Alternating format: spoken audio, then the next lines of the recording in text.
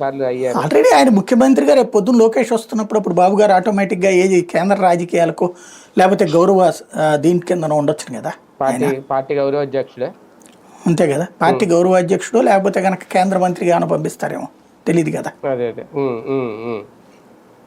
ఒక రకంగా రేపు మహానాడు కార్యక్రమాలకు సంబంధించి ఈ ఏర్పాట్లన్నీ ముందు నుంచి చెప్పడం, ఆ రోజు ఏమైనా కీలక ప్రకటన ఏమైనా ఉంటుందని అనుకోవచ్చా? ఏ నోటితో పేద పేద ఆర్భాట ప్రకటనలు ఏం చెయ్యరు, చాప కింద నీరులో చేస్తారు. పైకి గట్టిగా మాట్లాడితే గనక ఒక అసంతృప్తిని చేస్తారు కదా సార్ మహానాడులో వీళ్ళది. అవును, దాంట్లో పార్టీ పదవులు ఏముండదు అక్కడ. అక్కడే ఉంటది, అధ్యక్షుడిగా మళ్ళీ ఎన్నుకుంటారు. అవును, లోకేష్ ఎన్నుకుంటారా చంద్రబాబుని ఎన్నుకుంటారా దాని మీద ఆధారపడింది.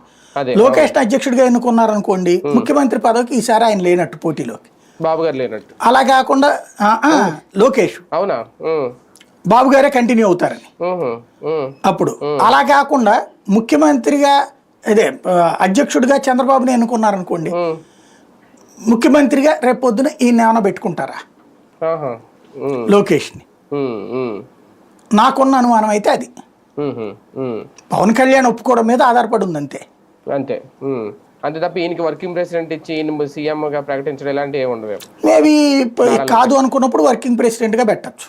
పెడితే అప్పుడు సిగ్నల్ వచ్చినట్టేనా ఈయన నెక్స్ట్ కాబోయే సీఎం అని? లోకేష్ కాబోయే సీఎం అనేది ఇంకా కొత్తగా సిగ్నల్ ఏముందండి, ఆల్రెడీ ఎప్పుడూ సిగ్నల్ ఉంది. ఓన్లీ ఎప్పుడు అనే దాని మీదనే పవన్ కళ్యాణ్ అడ్డుపడకపోతే తొందరగా అవుతారు.